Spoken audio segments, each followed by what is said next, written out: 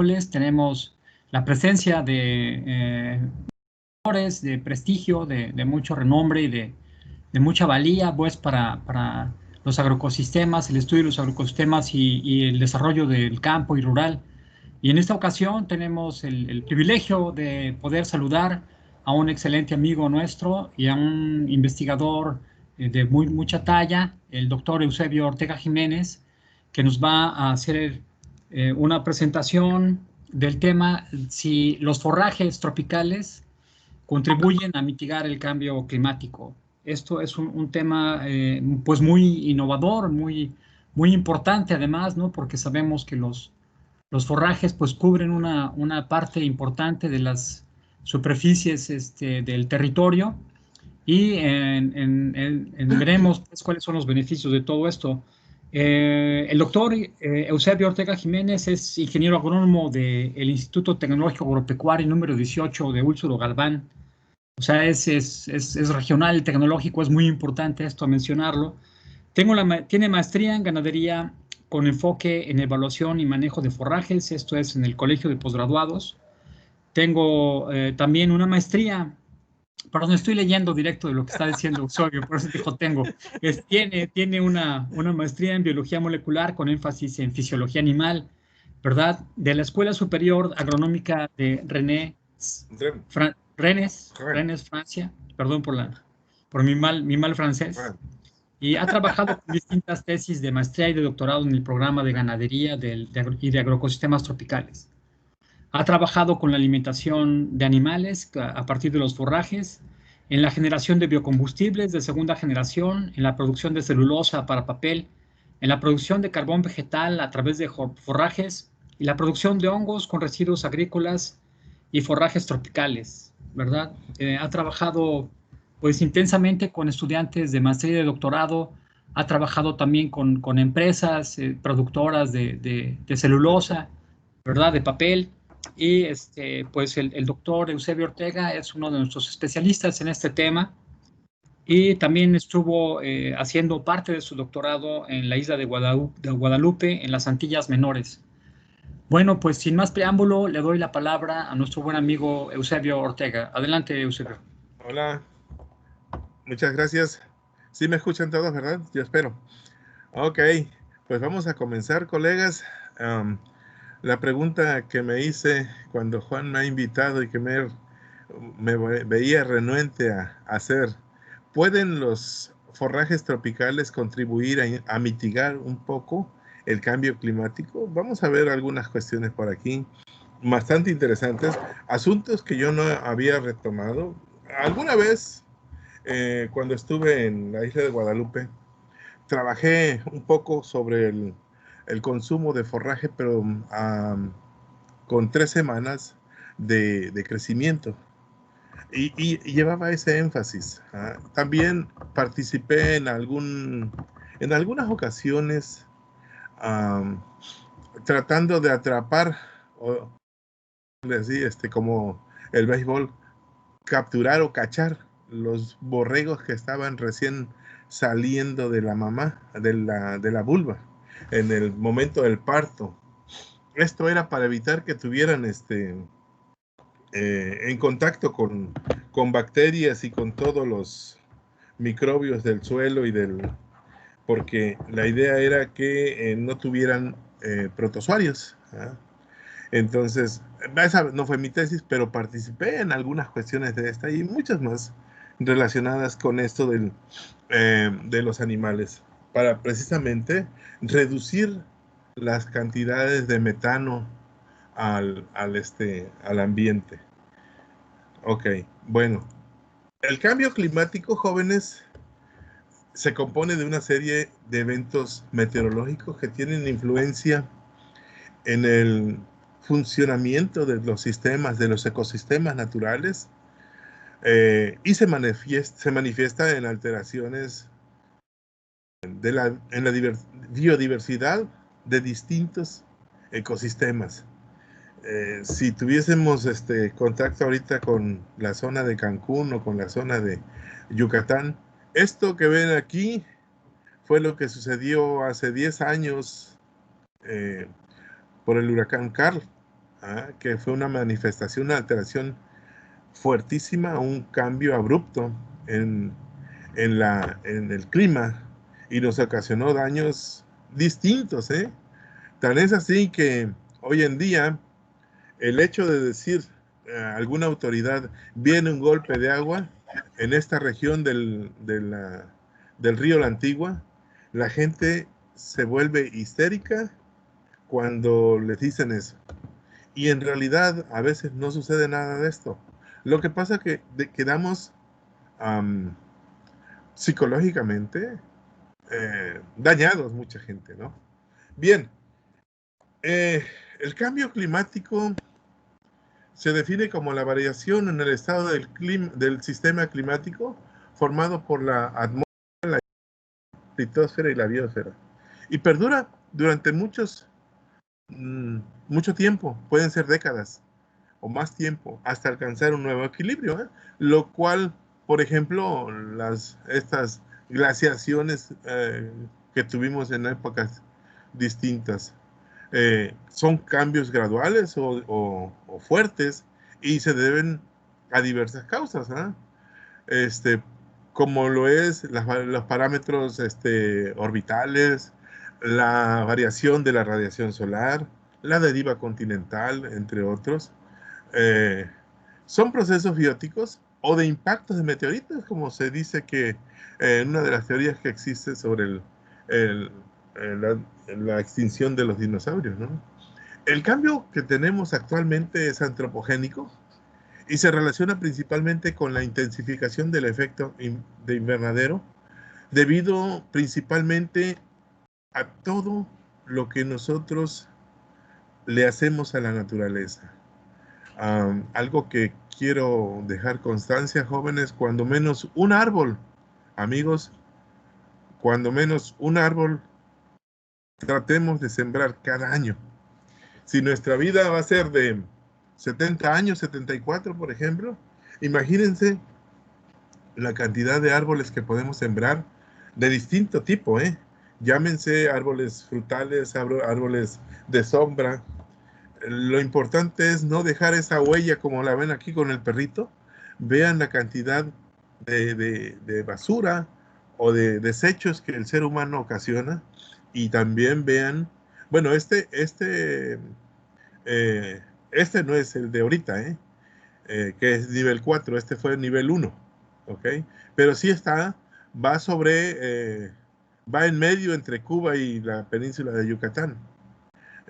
Debía haber puesto el de ahorita, fíjense. Bueno, ok. Entonces, este cambio que tenemos nosotros es producto de lo que nosotros desechamos al ambiente y que la naturaleza en su momento nos reclama su espacio. Hay 7 causas principales del calentamiento, del cambio climático y del calentamiento global. Tenemos un transporte demasiado contaminante y lo podemos ver en nuestra ciudad de Veracruz, con la inconsciencia de muchos transportistas, de mucha gente que no hacen las acciones necesarias para evitar esa enorme contaminación a través de de la, de la, del CO2 que es demasiado contaminante. Vamos a ver unas cifras más adelante.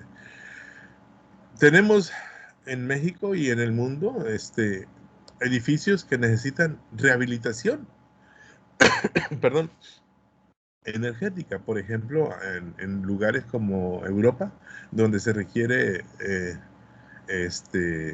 que los edificios tengan una climatización o que tengan, que sean adecuados para la vida humana.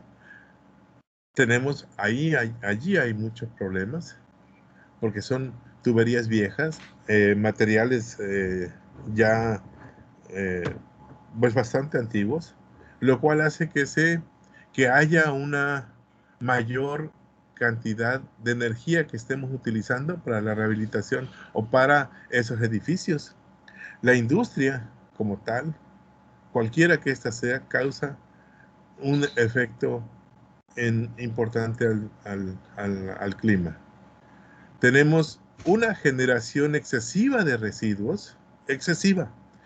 Tan solo vayamos a Playa Norte caminando y vean cómo pasa por un costado, como van caminando para acá, para Playa Norte, hay un tren, donde se vierten todas las aguas negras. Y si caminan un poco más adelante, caminan sobre el mar o sobre la carretera a Cardel, van a encontrar que tan solo en estas regiones tenemos un excesivo, no hay tratamiento de las aguas, y eso en el futuro nos va o ya nos está pegando durísimo. Tan es así que el río La Antigua, que antes tenía una cantidad enorme de crustáceos y de peces, hoy en día los hay, pero ya no se ya hay mucha contaminación de la ciudad de Cardel.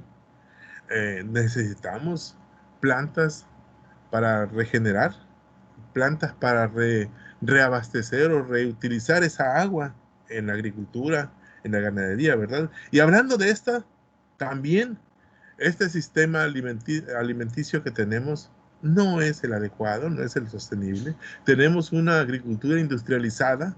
Si hablamos por ejemplo, de la región de nosotros, de aquí de la zona de Cardel, con los 2 ingenios azucareros, la cantidad de fertilizantes nitrogenados que aplicamos, mal aplicados y mal aplicada el agua de riego, donde no hay, parecemos chinos regando arroz, dejamos el agua, la dejamos en la noche. ¿Y qué es lo que pasa? Que esa agua, en lugar de regar o de mojar, llámese 60 o 80 centímetros de profundidad, porque en esa parte se encuentran, entre los 40, 60 centímetros, se encuentra el 80% de las raíces, de las gramíneas principalmente. Y hacemos un uso indiscriminado de ese sistema, lo cual nos ha traído ya consecuencias.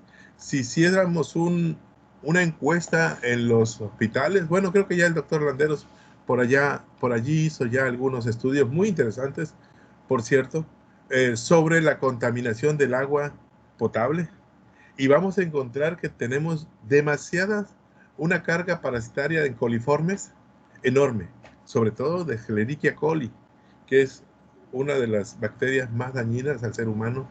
Y también algo muy importante, muchos de nosotros ya tenemos los riñones atascados de piedras, producto de ese mal manejo que hacemos de los fertilizantes nitrogenados y del agua. En cuanto a ganadería, también hay problemas fuertes, pero es producto también de que no hemos sido capaces, al menos los que nos dedicamos a investigación, a trabajar con la gente, con los productores, para que hagan un mejor manejo de sus pasturas. Lo vamos a ver un poquito más adelantito.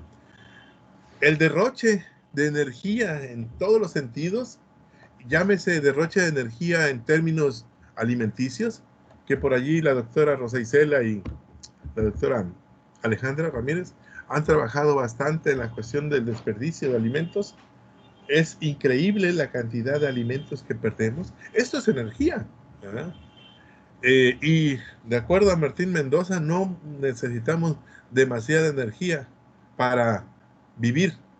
Y es que muchos vivimos para comer y pocos comemos para vivir. En cuanto a la deforestación, híjole, es muy fuerte. Recuerdo mi época infantil cuando mis abuelos se fueron buscando tierras para el sur de Veracruz. En alguna ocasión fui de joven, de chiquillo, y vi unos árboles como de 1,5 metros, 2 metros, ya en trozos de caoba, de cedros que tenían cientos, yo creo mínimo 200 años, no sé, desconozco mucho. Quizás Martín Mendoza nos pueda ilustrar un poco más, pero eran unos diámetros enormes que yo me paraba y levantaba la mano y no llegaba a cubrir el diámetro de esos árboles. Yo desde esa época vi que había mucho deterioro de la deforestación. Hoy en día se dedican a la ganadería todas esas regiones y quedan reductos de, de selvas, ¿ah? Con unos cuantos, con una biodiversidad en fauna silvestre muy pequeña, muy escasa. Bien, vamos a pasar un poco más adelante. Ah, caray, no quiso pasar. Ya. Tenemos los gases de efecto invernadero. Aquí está, por ejemplo, el dióxido de carbono o dióxido de carbono, como le querramos llamar. Es responsable del 63% del calentamiento global. El metano, ¿ah? El metano que es, vean ustedes la cantidad a ver si logran apreciar allí las emisiones anuales de metano por cada animal. Bueno, aquí nos ponen a nosotros como animales, ¿verdad? Pero pues es la realidad. Tenemos 0.12 kilogramos. Pero ¿cuántos bichos somos a nivel mundial? Casi 8.000 millones de personas. Y así podemos ir viendo cada animal, ¿ah? Y es responsable en la producción de metano del 19% del calentamiento global. Pero veamos estas otras, el óxido nitroso. El óxido nitroso es responsable del 6%, pero nosotros, la forma de aplicar los fertilizantes principalmente es negativa, no es así. Seguramente allí hay agua, seguramente donde van las personas aplicando la urea porque se ve blanca, o puede ser sulfato de amonio, eh, son terrenos probablemente inundables y pueden estar aplicando el fertilizante en el agua y esto trae consecuencias fuertes a la atmósfera. Y a esta parte del óxido nitroso es responsable de una mayor cantidad de calentamiento global que el mismo metano. Y así como los gases fluorados, cuando algunos de ustedes compren aerosoles como desodorantes, mejor compren limón. Vean de qué somos responsables. También utilizamos mucho la climatización. Por eso es bueno tener las ventanas abiertas en los edificios, aunque son ventanas chiquitas. Pero tenemos un mundo de gases que no recuerdo ahorita los nombres porque son un poco con términos químicos. No recuerdo. Los iba a poner. Bien, entonces, vayámonos a algo más. ah, Vayamos bajando hacia la ganadería a nivel mundial. Tenemos 17 billones de ganado, incluyendo bovinos, caprinos, aves, cerdos y especies menores. Esto genera 1.4 trillones. ¿Ah? eh, Trillones de dólares. De allí la importancia. Y México genera más de 2 billones, pero tiene empleos directos por arriba de los 900,000. Creo yo que, de acuerdo a la cita que busqué, ya es más, ya es mayor la cantidad. Tan es así que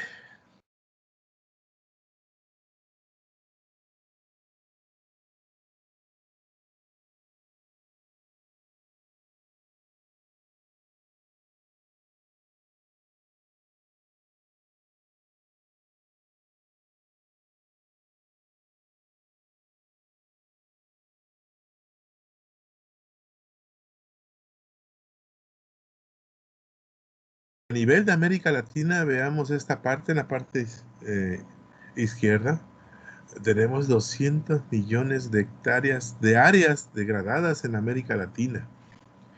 Todo esto nos hace generar 7.1 billones de toneladas de CO2. La contribución anual del ganado al cambio climático equivale al 15% de todas las emisiones de gases de efecto invernadero y causada por nosotros. Y el 50% de las emisiones del sector agropecuario. Bien, esta gráfica, este cuadro de aquí nos indica la producción ganadera que tenemos y la necesidad, el consumo por año de una proyección del 2002 al 2050 en países en desarrollo. Vamos a requerir de carne 44 kilogramos por persona y de leche 78 kilogramos de leche en el 2050. Pero el consumo total para esas épocas de 2050 van a ser de 326 millones de toneladas y de carne, perdón, y de leche de 585 millones.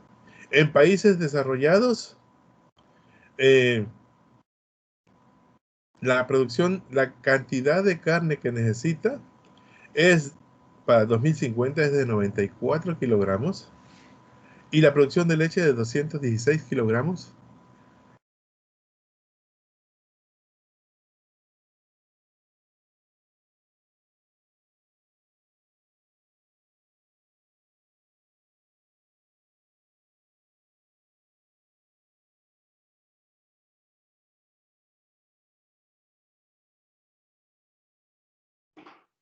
Disculpa que te interrumpa, ya no se ve tu pantalla. No se ve. No, ¿tú la estás viendo? Sí. Ya regresó, ya está bien. Gracias. Ok. Perdón. Sí, Entonces, adelante. ok, gracias. Tenemos que en el mundo desarrollado probablemente vaya a haber menor población que en los países en desarrollo. ¿Ok? Bien, la ganadería en países en desarrollo predomina agricultores de pequeña escala.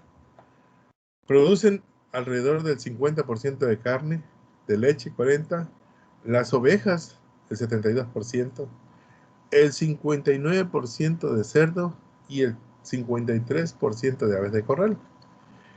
Y proveen al menos comida para 830 millones ubicadas bajo la línea de seguridad alimentaria. Cuando no se vea, me avisan.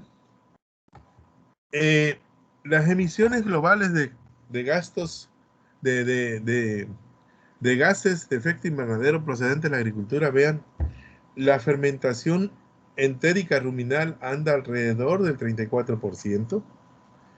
En residuos de rumiantes, en pastos, 12%.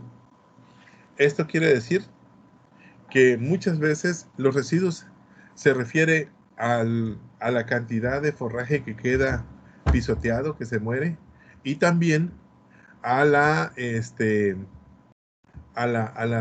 deyecciones que quedan en el campo. La fertilización en el suelo es del 20%. El manejo de abonos anda alrededor del 7%. Esto quiere decir que no estamos siendo muy... no hemos sabido manejar los abonos, los fertilizantes. Y la energía produce alrededor del 17% de gases de efecto invernadero. ¿Qué funciones tienen las gramíneas y leguminosas forrajeras tropicales? De acuerdo con este autor Rao, en 2015, son buenos alimentos para animales, tanto rumiantes como monogástricos. Las gramíneas y las leguminosas son los alimentos más baratos que podemos encontrar. están adaptadas a condiciones marginales y las encontramos en una diversidad de ecosistemas. El manejo de los recursos naturales, el mantenimiento nosotros necesitamos manejar bien estos recursos naturales para mantener la fertilidad del suelo, revirtiendo la degradación de las sierras. Recuerden que cada vez hay más tierras áridas, producto de un mal manejo que hemos ido realizando nosotros con las pasturas.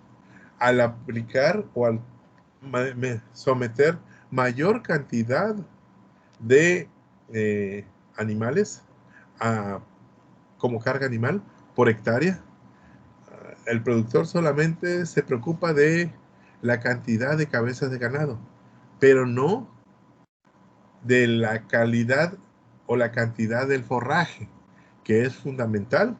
Y esto, conforme va realizándose o haciéndose el sobrepastoreo y vienen lluvias fuertes, vamos a tener problemas muy graves en el deterioro o en la pérdida de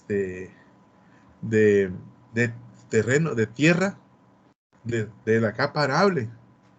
Y aproximadamente en terrenos, en áreas donde se va degradando, tenemos casi un 20 toneladas de pérdida por hectárea por año, cuando tenemos por arriba de 1.200, 1.500 milímetros de lluvia. Podemos también mitigar a través de las leguminosas y gramíneas, podemos mitigar los gases de efecto invernadero, incrementando la acumulación de carbono en el suelo. Esto parece, los forrajes o las gramíneas, a través de su fotosíntesis, captan el CO2 y realizan la fotosíntesis que se da en los cloroplastos, y una vez que se han generado los fotosintatos, son llevados o regresados a la parte de las raíces, y allí permanecen. Si viene un pastoreo, la planta tiene cierta adaptación, y hay una cuestión importante: hay muerte de raíces, y esas raíces que quedan muertas ya tienen, como es parte de los como es celulosa o es almidón, allí se revierte y hay una mitigación en esa acumulación de carbono en el suelo. Bien, el secuestro de carbono con pasturas mejoradas, tenemos alrededor de 2 billones de toneladas de carbono por año de la atmósfera, de acuerdo a Phillips et al. En 1998. Las tierras de pastoreo están incluidas en el artículo 3.4 del Protocolo de Kioto, y como los bosques juegan o tienen una función, un papel muy importante en el secuestro de carbono. El carbono del suelo en las tierras de pastoreo es estimado en alrededor de 70 toneladas por hectárea, y es muy similar a lo que se captura en los suelos forestales. La agrosilvicultura, o sea, la asociación de árboles con cultivos o pasturas, puede representar una alternativa sostenible para evitar la deforestación. Lo señalan muchísimos autores. Esta práctica tiene un gran potencial para la captura de carbono en las tierras de cultivo. Bien, me voy a disculpar un poco porque no tengo los elementos necesarios para sacar fotos o ponerlas aquí. Bueno, Ibrahim en el 2007 hace un estudio en donde evalúa en Esparza, Costa Rica, y en Nicaragua, el bosque secundario el cual en la gráfica de barras a la izquierda está esta gráfica, y aquí se ve, bueno, no sé si ustedes lo vean, el bosque secundario almacena una mayor cantidad de carbono que una parcela, que una pradera degradada. Degradada quiere decir que esta pradera tiene ha sido sobrepastoreada, que tiene que tiene muy pocas gramíneas, y que quizás las malezas o arbences que existan allí no son consumidas por los animales principalmente. Tenemos, por ejemplo, en la otra gráfica, tenemos el bosque secundario también, pero cuando vemos el banco, la pastura que es PNS, que es pastura sin árboles, se ve tiene una parcela de una pradera, una pastura degradada tiene menos de la mitad, tiene 72 toneladas, mientras que el bosque secundario logra almacenar en carbono 162 toneladas. Y así podemos ver los demás, tratamientos utilizados que superan a ¿ok? Bien, en esta otra gráfica vemos el carbono que se encuentra en el suelo, pero a 1 metro de profundidad, con distintos usos de suelo. Tenemos en la gráfica de arriba, que es en Colombia, en el Valle del Cauca, tenemos el bosque y la pradera, la pastura o pradera degradada, el PD. El bosque ripario produce menos carbono orgánico, pero a 1 metro del suelo, a 1 metro de profundidad. Ya a esa evaluación se excavó con unas barrenas, y se obtuvo el suelo de esos lugares, y vemos que tiene más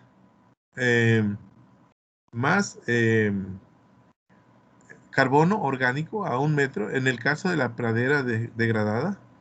Pero cuando vemos la pradera mejorada, tiene 81 toneladas comparadas con la pradera degradada. ¿Ok? Y así vemos en la pastura natural, por ejemplo, fue de 14 en la siguiente gráfica, en Nicaragua, pero la pradera degradada vuelve a tener menor cantidad de carbono orgánico, pero no así la PMS, que tiene alrededor de 139 toneladas de carbono orgánico. Esto nos indica que la pradera con pasturas mejoradas hace una acumulación, o realiza una mayor acumulación de carbono en comparación con una pradera que está degradada. ¿Ok? Y así podemos ver el otro, como también más producción de carbono orgánico. ¿Ok? Bien, ¿cómo mejorar la acumulación de carbono? Mejorando el manejo de cultivos y pastizales. Es decir, nosotros tenemos que aprovechar que proporcionar o introducir la cantidad adecuada de animales. Nosotros tenemos en manejo de cultivos, si tenemos cultivos de riego, tenemos que aportarle la cantidad necesaria de fertilizantes nitrogenados que no va más allá de 1 kilogramo de nitrógeno por hectárea por día de reposo, si es que tenemos un pastoreo rotacional de 28 días de 4 semanas, sería 28 kilos. Si nosotros dejamos de pastorear por semana o por día, y la recuperación es de 45 días, son 45 kilogramos de nitrógeno que tenemos que aplicar, al menos para sustituir la cantidad de nitrógeno que va a absorber a la par de otros nutrientes, ¿eh? Que va a absorber el animal, porque el animal normalmente utiliza aminoácidos para la formación de proteínas, y el aminoácido es obtenido del nitrógeno. Entonces tenemos que hacer un muy buen manejo de tanto de la carga animal, del periodo de defoliación y la cantidad de fertilizantes que tenemos que poner.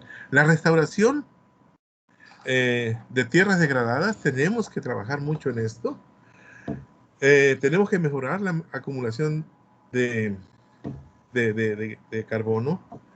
Tenemos que sembrar forrajes tropicales para acumular grandes cantidades de carbono en el suelo, sobre todo en las capas más profundas, como lo vimos anteriormente. Este autor, Rao, en el 2015, efectuaron un análisis, un metaanálisis del efecto del manejo de las pasturas en las reservas del suelo, y se observó que los pastos en regiones con precipitación por arriba de 2000 milímetros tienen un mayor potencial para acumular carbono, y que es muy similar a los bosques. Bien, vamos a pasar a otro punto. ¿Cómo podemos reducir las emisiones de metano? El metano es responsable del 25% de las emisiones de gases de efecto invernadero provenientes de la fermentación. Los monogástricos producen proteínas de manera más eficiente que los rumiantes, pero aquí hay algo muy importante para los monogástricos: aves, peces y otros monogástricos. Se utilizan principalmente granos, soya, y al hablar de granos hablamos de maíz, y al hablar de maíz están compitiendo con nosotros, con el ser humano, en la obtención de sus alimentos. De allí que es mucho importante los rumiantes, porque por eso se dice que es simplista, porque los rumiantes son los únicos, así como algunos, para degradar la celulosa y convertirla en maíz.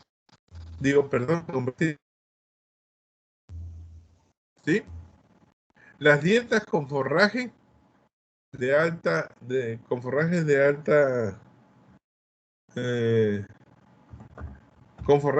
digestibilidad, energía y proteína producen menos metano por unidad de carne o leche. Un forraje que nosotros podamos proporcionar al animal bajo un sistema rotacional, en donde tengamos de 28 a 30 días de recuperación, sería un forraje excelente. ¿Por qué? Porque en la medida en que cuando el forraje de 4 semanas es consumido, tarda menos de 18 horas en pasar desde la boca del animal hasta que lo degrada en heces fecales, es decir, hasta que lo tira al suelo.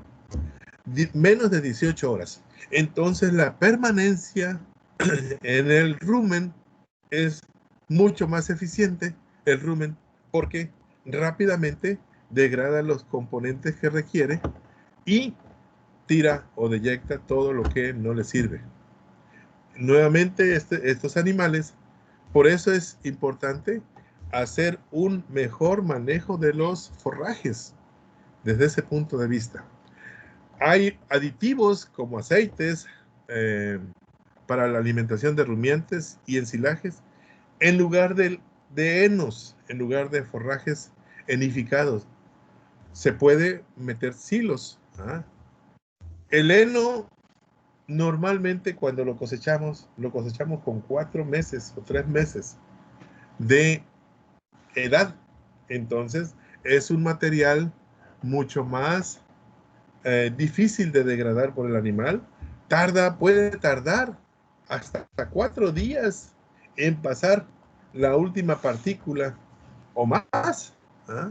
Hemos hecho algunos estudios en Guadalupe sobre esto, en donde evaluábamos esta parte y vimos la cantidad y la productividad que tenía un rebaño de borregas en ese sentido. Los taninos que contienen algunas leguminosas pueden reducir la producción de metano en los rumiantes, pero a menudo reducen la digestibilidad de los alimentos y esto nos conlleva a una menor producción de carne o leche. Hay otros autores, recuerdo en la época que estudié la maestría en ganadería, en 1988, el profesor Chalupa ya hablaba también de los antibióticos ionóforos, que son conocidos como monensina. Esto, si algunos recuerdan, quizás no creo que no hay ninguno de mi época, pero algunos deben conocer al doctor Sergio González II. Él trabajó en ganadería, hoy en día es editor de la revista Agrociencias. Él trabajó mucho sobre monensina y otros componentes. Creo que tiene excelentes resultados por allí. Creo que le dieron hasta un premio a nivel nacional por esos trabajos realizados en aquellas épocas. Estas sustancias generan cambios en la composición ruminal que ocasionan que haya una disminución de metano por unidad del producto. Ok. Veamos este cuadro. En este cuadro tenemos la producción de metano en rumiantes bajo pastoreo en condiciones altas. Es decir, el pasto que tenemos aquí es un festuca. Es de regiones así como el Vallico y otros más, el Vallico, Orchard y muchos otros. Este pasto, por ejemplo, más ensilado, más taninos, produjo una menor cantidad de metano. Menor cantidad de metano que el pasto natural más ensilado y más concentrado, y que el pasto natural más el ensilado. Hay una enorme diferencia en la producción de metano. Ok. Sin embargo, hay regiones en donde no es factible o donde todavía la tecnología no ha llegado, ¿verdad? Y todavía tienen que transportar sus henos de esta manera. Aunque si este forraje que llevan aquí es consumido por burros, los équidos, los burritos hacen una mejor degradación, una mejor digestibilidad.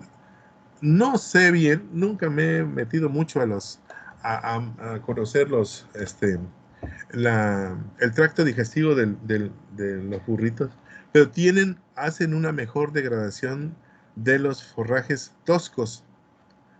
Por eso muchas veces en nuestras zonas, allá para Angostillo, los meten a que anden ahí comiendo los residuos de lo que queda del maíz. Porque sin embargo, si metemos a un borrego va a ser difícil, se lo va a consumir, pero siempre y cuando tú le des o le pongas melaza, o le pongas un aditivo ahí para que lo consuma, pero el animal se va a medio mantener, casi no va a crecer, no va a engordar, porque este forraje tiene una menor cantidad de nutrientes, principalmente proteína. En resumen, aunque va a ser muy difícil ver esto, voy a tratar de acercarlos aquí. Por ejemplo, la alimentación. eh, tenemos que trabajar, o ya hay mucho trabajo sobre suplementos alimenticios, la alimentación de precisión, la mejora de la dieta y sustitutos, y esto nos lleva a la mejora de la calidad del forraje. Regresando, ¿sí logran ver, Juan? Hola. Sí, Chevo, adelante, adelante, Sí, vas bien. ok. La genética, se ha trabajado mucho en genética y mejoramiento, y están obteniendo ya animales, están buscando animales con nuevos criterios de selección para producir o para reducir la producción de GI. La selección de rumiantes de baja producción de metano. Se comienza a trabajar también mejorar la producción de alimentos de baja digestibilidad, de baja calidad nutritiva. Esto nos va a llevar a mejoras en los animales eficientes y vigorosos. ¿Ok? Ahora bien, híjole, casi no se ve. La, la modelización del rumen también, sí, es modelos de rumen, transferencia de microfauna de rumiantes de baja producción de metano. Por allí el doctor Mario Cobos está trabajando mucho sobre esto, sobre precisamente sobre microorganismos que logren reducir esa fermentación entérica de los rumiantes. El doctor Mario Cobos trabaja en el programa de ganadería, precisamente en microbiología. Se han trabajado ya vacunas para reducir la producción de metano en el rumen, de inhibidores, por ejemplo, la monensina. Y hasta ahí vamos en esto. En el caso de salud y bienestar, se incrementa la resistencia a enfermedades. Esto es bien importante también. Se están haciendo, bueno, no vamos muy lejos. Nosotros lo tenemos aquí con el doctor Becerril y Adalberto Rosendo, con el ganado criollo lechero, la resistencia a garrapata, el incremento de la vida productiva, la vida útil de los animales, y la prevención y control y erradicación de enfermedades. Esto es súper importante. Hoy en día tenemos un problema muy fuerte a través del virus, el COVID, y puede que el hecho de que nosotros estemos deteriorando o destruyendo la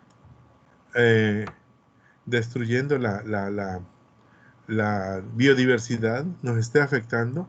En cuanto a la gestión del bienestar, vemos la cobertura de lugares de almacenamiento, la deposición de las heces cuando se trata de fincas que se dediquen a la producción de carne o leche, como es el caso del Rancho Maravillas aquí, cuyo entrego de carne lo hacen al rastro de Vargas, donde tenemos alrededor de 500 animales diarios sacrificados. Imaginemos si un animal produce alrededor de 40 kilogramos de heces fecales. ¿Qué hacer con todo esto? Hay una serie de situaciones. Mucho de esto ya se está haciendo una buena gestión en el caso de ellos, de esta gente, y ya lo están aplicando a los terrenos de cultivo, sobre todo de maíz, tierras de cultivo para maíz, y lo usan para ensilar. La temperatura que debe llevar, la colecta y unidades de la colecta de de las heces fecales, ¿ok? Y finalmente tenemos aquí el manejo de praderas a través del secuestro de carbono, las pruebas, las prácticas de pastoreo, el manejo de las praderas, lo que ya he estado comentando, de si de alguna manera tenemos que aplicar algunos fertilizantes, sobre todo cuando las personas tienen solamente los forrajes como monocultivo, que no es lo más adecuado. Debe haber leguminosas que permitan, por un lado, la fijación de nitrógeno. Esto es bien importante. Ya se ha trabajado en 1986, 88. El doctor Eduardo Canudas hizo su tesis de doctorado con esto, con la combinación de gramíneas de pangola, el pasto pangola con soya forrajera. Muy interesante, pero si nosotros sobrepasamos la cantidad de animales, tiende a desaparecer la planta o las plantas más suculentas o más nutritivas. Entonces, sí se puede hacer, o podemos hacer bancos de proteína, que es solamente el establecimiento de 1 hectárea de terreno donde se desarrolle Arachis pintoi, donde se desarrolle kudzu, o la planta que está trabajando la doctora Silvia López, con ¿cómo se llama? Leucaena, el guaje, ¿ok? Bien, entonces tenemos muchas cosas por innovar, por hacer más adelante, y podemos ver aquí la alimentación y nutrición, cómo se van enlazando con todos. Es un sistema o un agroecosistema bastante complejo. ¿Cómo reducir las emisiones de óxido nitroso? Es decir, ¿cómo evitar este efecto contaminante y muy, ¿cómo lo podría llamar? Muy contaminante, pero muy, híjole, se me fue la palabra, la tenía. Bueno, al rato me acuerdo. Me dio COVID. Tenemos que el óxido nitroso en la atmósfera es menor que la concentración de carbono, de dióxido de carbono, pero su impacto es mayor. Es decir, tiene un impacto de calentamiento global 300 veces más alto que el del dióxido de carbono. Es la capacidad calorífica, Chevo. La capacidad calorífica del óxido nitroso es mayor que la de CO2, 300 veces más que el CO2. Pero es más dañino, ¿no? Sí, por supuesto. Ok. Esa era la palabra que yo tenía que decir. La nitrificación es un proceso clave en el ciclo global del nitrógeno, el cual genera nitratos a través de la actividad microbiana, pero puede aumentar a través de las pérdidas de fertilizante nitrogenado, a través de la lixiviación, como ya se los he venido comentando, por un mal manejo tanto de la cantidad de nutrientes del producto, de la urea o del cualquier otro que se trate, llámese sulfato, y de la desnitrificación. Sin embargo, ya existe en 2009 por allí, este autor Subarao hizo el descubrimiento de un inhibidor de la nitrificación efectiva en exudados de raíz de una gramínea tropical, que en aquella época yo no daba un cacahuate por ella porque no me gusta. Y no me gusta porque es muy similar al pasto estrella. Pero sin embargo tenemos que comprender que todos los individuos en la tierra son importantes. Y eso es lo que en un momento, en aquella época no lo comprendí. Esta planta, Brachiaria humidícola, se establece muy bien en regiones húmedas y soporta mucho más la inundación 3 meses, 4 meses, 6 meses y no muere. En cambio, el pasto para Brachiaria Brachiaria mutica, ese sí llega a morir. Y lo he visto aquí en la curvita de ahí del campus Veracruz. Nosotros tenemos otro pasto también, que es el zacate limpo. Ese soporta mucho más tiempo y soportan todos los forrajes rastreros, no decumbentes o semidecumbentes como el pará o el pangola. Esos no soportan mucho el pastoreo o sobrepastoreo. El Brachiaria humidícola, al igual que el estrella o que el zacate limpo, soportan muy bien altas cargas animales.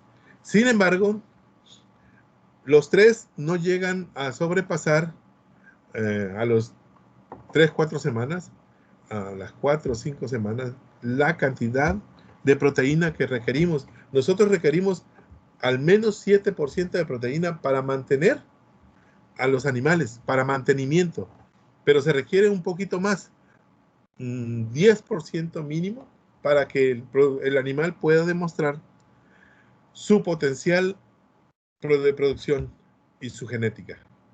Entonces, existe este exudado y le han denominado brachialactona. ¿Ok? Aquí tenemos, debió haber sido antes, emisiones de nitrógeno, de óxido nitroso, que son cercanas a las 17 toneladas por año. Y para el 2100 se prevé que aumentará 4 veces más por el excesivo uso de fertilizantes nitrogenados, lo cual nos hace pensar que nosotros debemos cambiar o reducir esto y comenzar a trabajar más de lleno leguminosas tropicales que nos permitan, porque estas nos permiten almacenar alrededor de 60-80 kilos de nitrógeno por hectárea por año. Y con eso nosotros estaríamos cubriendo también esa parte de nitrógeno que requiere nuestro cultivo o nuestra pradera. Se pierde hasta el 70% de fertilizante o de nitrógeno cuando en producciones intensivas de cereales por nitrificación. Aquí tenemos que algunas plantas liberan inhibidores de la nitrificación biológica, IBN se le conoce, y suprimen la actividad nitrificadora, reduciendo la nitrificación en el suelo y las emisiones de esta al ambiente. Se ha trabajado ya con algunas leguminosas. Las brachiarias tropicales tienen alta capacidad, principalmente Brachiaria humidícola y Brachiaria decumbens. Estos pastos de brachiaria pueden reducir las emisiones y contribuir a mejorar la rentabilidad del cultivo y por ende la economía en el nitrógeno. Fundamental, como les he venido diciendo, para el nitrógeno es fundamental para la síntesis de proteínas a través de los aminoácidos. Hay otro producto. Este cultivo que se ve aquí al fondo, lo verde, es el pasto humidícola. Nosotros no hemos querido tener un jardín botánico porque se lleva mucha mano de obra y hay que darle mucho mantenimiento, pero lo tenemos en La Posta, en el campo experimental de INIFAP. Con los investigadores de allí hemos tenido muy buenas relaciones de trabajo y de amistad, entonces no hay ningún problema que en algún momento vayamos a conocer la enorme cantidad de forrajes que tienen ellos ahí. La nitrapirina es un inhibidor, pero es sintético, y el cual afecta solo la vía del amonio monoxigenasa. La brachialactona bloquea tanto la vía del amonio, de la amonio monoxigenasa, como la vía de la hidroxilanina que es una enzimática que se da en los nitrosomas. Algunas plantas pueden suprimir la nitrificación en el suelo liberando inhibidores desde sus raíces y es conocido como inhibición biológica de la nitrificación. Aquí tenemos por ejemplo, en esta gráfica, la cantidad de óxido nitroso.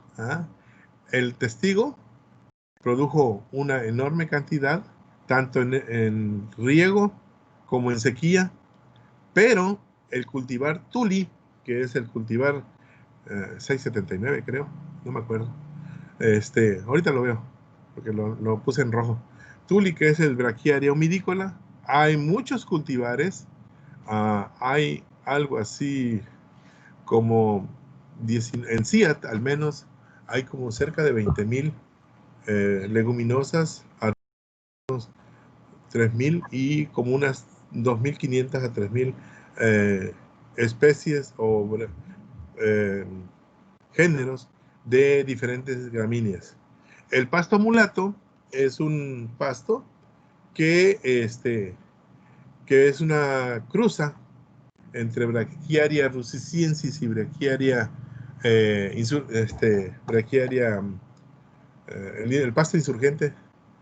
No recuerdo, pero es el pasto insurgente. De ahí salió este pasto y vean cómo en época de riego tiene una mayor producción de óxido nitroso, pero en época de seca se reduce. Y el pasto napier, que es el pasto elefante, tiene muy poco efecto de producción de óxido nitroso. Aquí está. Es el Brachiaria 679 el que tiene. Veamos aquí, por ejemplo, en estas accesiones de braquiarias humidícolas, en la reducción, sí hubo metano, pero hubo se convirtió como en un sumidero de metano. Pero veamos acá, el anterior, el que es conocido que tiene la brachialactona, todavía tiene un elevado producción de metano. Y veamos, al ver acá en esta columna, el óxido nitroso tiende a reducirse, ¿ok? Hay mayor producción menor producción de óxido nitroso. Bien. De este tema voy a hablar muy poco porque voy a ver si se encuentra por allí. ¿Perdón? Estamos sobre el tiempo, por si quieres ir haciendo ya. Sí, ya estoy en la última. Solamente quiero comentarles que no voy a hablar mucho de esto, de los sistemas silvopastoriles, porque quiero dar entrada a que mi colega y amiga Silvia López, a ver si trabaja, que es su área de trabajo. Pero en las interacciones, existen interacciones positivas entre pasturas y árboles, principalmente las leguminosas, arbustos, como cocuite, como leucaena, y son fijadores de nitrógeno.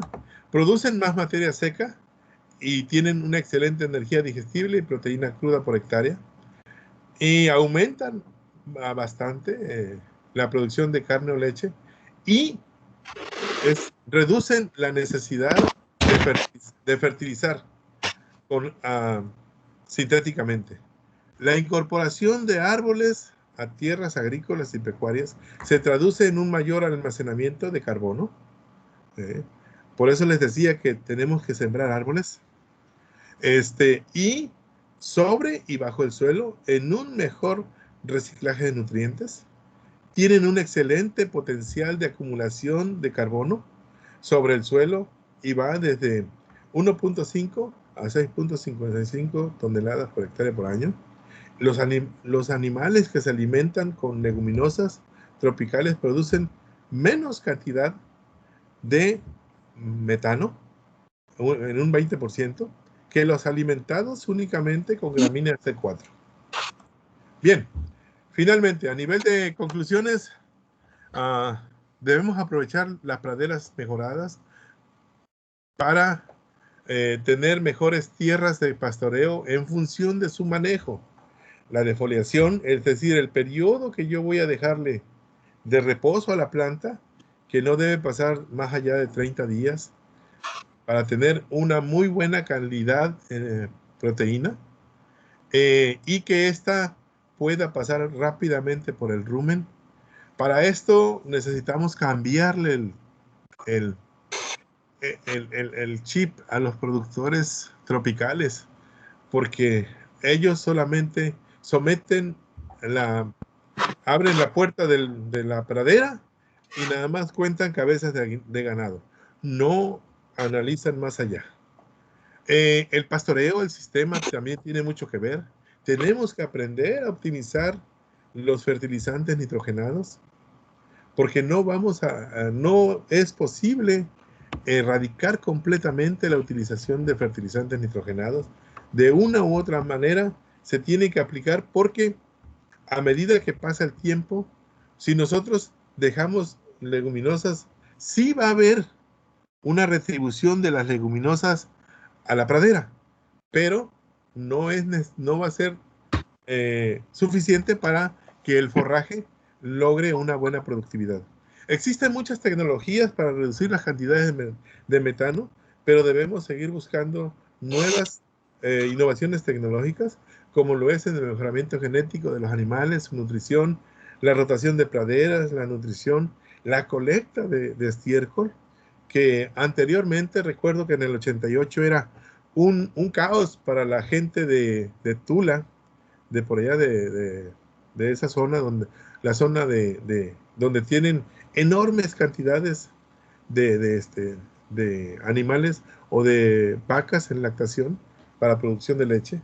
Se pueden producir mejores beneficios al aprovechar más eficiente los fertilizantes nitrogenados, que debido a que el amoníaco permanece más tiempo disponible en el ambiente para que la planta lo pueda utilizar y así continuar y crecimiento satisfactoriamente, generando un mayor rendimiento económico para el productor. Tenemos que aprovechar la innovación tecnológica de las braquiarias a través de la brachialactona, y lo puse en rojo también. Los sistemas silvopastoriles son fundamentales para la mitigación de los gases de efecto invernadero de la ganadería y la agricultura. Muchas gracias. Los dejo con este maravilloso paisaje. Muchas gracias, doctor. En este momento se está ocultando el sol, pero si vemos ahorita, está pasando el ciclón, porque es de la zona de Campeche. Así es, muchísimas gracias, doctor Gracias. Eusebio Ortega. Muy interesantes todos sus comentarios y los conceptos que nos acaba de expresar sobre la sostenibilidad y cómo es que el cambio climático afecta y viceversa a los forrajes, ¿no? Y a toda esta tecnología productiva que usted domina. Bien, si su chat, ahí tenemos presencia de mucha gente que ha estado en el seminario. Es realmente importante la afluencia de personas, y pues está saludando la doctora Mónica Vargas, y hay algunos otros colegas haciendo lo mismo. Está una premisa ahí del doctor Martín Mendoza, no sé si la ves, Eusebio. Dice, a ver, no veo. Bueno, dice, tus datos de consumo. Bueno, a ver, dice los monocultivos de gramíneas y bosques secundarios tienen un potencial. Bueno, de parcelas, Germán Bautista. Voy por la primera, ¿no? No, adelante con Germán. Son de las últimas. No, es que estas son de las últimas. Rosalba Lazalde, buenas tardes. Pregunta para el doctor. ¿Considera usted que el uso de esquilmos agrícolas puede contribuir sí puede contribuir como lo puse ahí con los burritos, sí puede contribuir. Los esquilmos agrícolas se utilizan como relleno. ¿Ah? Pero si nosotros le aplicamos algunos tratamientos para mejorar la digestibilidad, quizás a ese esquilmo, algo que estamos o que vamos a comenzar a experimentar nosotros con los hongos zetas es precisamente la producción de enzimas lignocelulíticas para hacer que el forraje sea más digestible y pueda pasar más rápidamente a través del rumen, y sea lo poco que tienen, porque no tienen muchas propiedades nutritivas, porque tiene más celulosa que nitrógeno. Entonces aquí requiere una aportación de melaza quizás, porque eso le va a permitir una determinada cantidad de amonio en el rumen, y al mismo tiempo la melaza puede ser disuelta con agua y con el 1% o el 0.5% de urea disuelta. Para eso se tiene que diluir muy bien la urea y aplicarla al forraje, al esquilmo agrícola. ¿Esto qué hace? Ahora, este esquilmo agrícola debe estar con partículas menores de 5 centímetros. ¿Por qué? ¿Qué es lo que hace? Porque si es más grande, el animal va a tardar mucho más tiempo en degradar va a tener que subir ese bolo que va a formar y regurgitarlo y rumiarlo. Pero, ¿qué es lo que hace esa nitrógeno amoniacal, no amoniacal, que existe en la urea? Lo que hace es que produce mayor de microbios, de bacterias, y en lugar de que a una partícula le caigan 10 bacterias, le va a tener 100 o 1000, y la degradación va a ser mayor. ¿Sí? Sí. Ok, excelente. Vamos por otra pregunta aquí de Germán Bautista. ¿Sí? Dice, la actividad microbiana del suelo es esencial para el proceso de desnitrificación. ¿Sin esta actividad se genera mayor emisión de óxido nitroso? Mira, la actividad microbiana sí afecta. No tengo la respuesta adecuada para esta pregunta. Voy a tener que buscar más información. Me metí a hacer una serie de cuestiones. Como te decía, tenía demasiado material, pero lo busco y después busco a mi colega para platicar más en corto, aunque les debería esa parte. Sí, muy bien, doctor. Tenemos no otro está por ahí. comentario. A ver, colega, ¿no está por ahí Jorge López, que es más suelero que yo? Estoy yo, Armando. Por ahí. Hey. Adelante, por favor. A ver, colega, si tienes... Ay, ya estás comiendo. Ya te escuché. Te estoy escuchando. A ver, la actividad microbiana del suelo es esencial para el proceso de la desnitrificación. Sin esta actividad, ¿se genera mayor emisión de óxido nitroso? Jorgito o Armando, quien quiera. Adelante, Jorge. Déjalo que coma. Ok, entonces puedo ayudarle. No, en realidad el proceso sí, se llama por favor. nitrificación. La desnitrificación es la que produce los óxidos nitrosos y amoníaco. El proceso de nitrificación te lleva hasta nitratos y entonces hay menos emisión de gases. El término está mal escrito, es nitrificación, ¿no? Nitrificación. Ajá. O sea, esto fue mi tesis de licenciatura. Por eso es que la conozco. Perfecto, colega. Bueno, ahí está. Jorge, ¿puede aportar algo más, hermano. Vale, gracias. Hay varios. Al contrario, gracias por dejarme participar. Gracias. No. Sí, claro, hay varios procesos. Ahí está Jorge, adelante. Sí, Jorge. a ver, colega. Eso. Me vas a quitar lo silvestre, colega, a ver. Bueno. Jorge. Jorgito. Bueno. ¿Cuáles son los varios procesos? Hay varios procesos. Sí, claro. Hay nitrificación, nitratación, nitritación, nitratación. El proceso que forma el óxido nitroso. Ahora, esos son procesos naturales que a veces aumentan cuando usan fertilizantes. Pero es un proceso natural, o sea, la producción de óxido nitroso es un proceso natural, o sea, no hay mucho que achacárselo a los fertilizantes nitrogenados.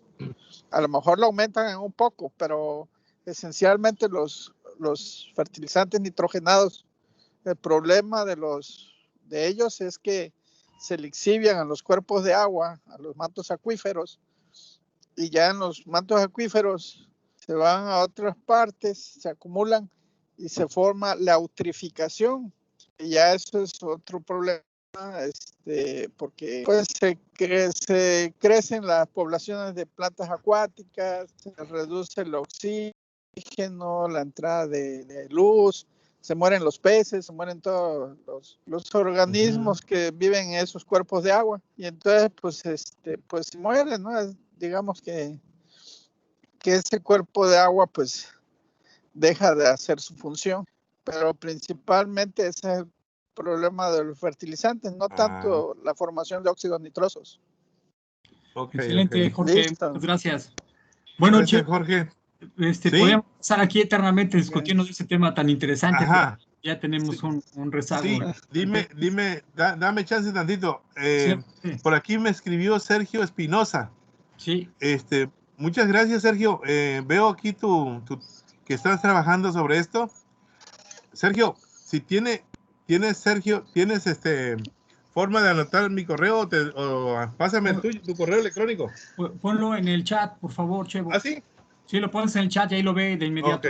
Ok. Y también, Jorge, Sergio, si tú puedes poner en el chat tu correo y el doctor lo puede captar. Y si no, te puedes comunicar con nosotros al programa de posgrado en agroecosistemas tropicales. Pues bien, doctor Ortega, muchísimas gracias por su ponencia. Fue un gusto poder escucharlo. Un gusto también verlo porque sabíamos que había estado malito. Y qué bueno que ya lo vemos muy recuperado y con una actividad muy intensa y muy loable. Bueno, pues les doy las gracias por estar en el seminario del Campus Veracruz, del programa de agroecosistemas tropicales, y les deseo que pasen muy buena tarde. Hasta luego. Hasta luego, doctor. Gracias. Muy bien. Gracias a todos. Saludos a todos.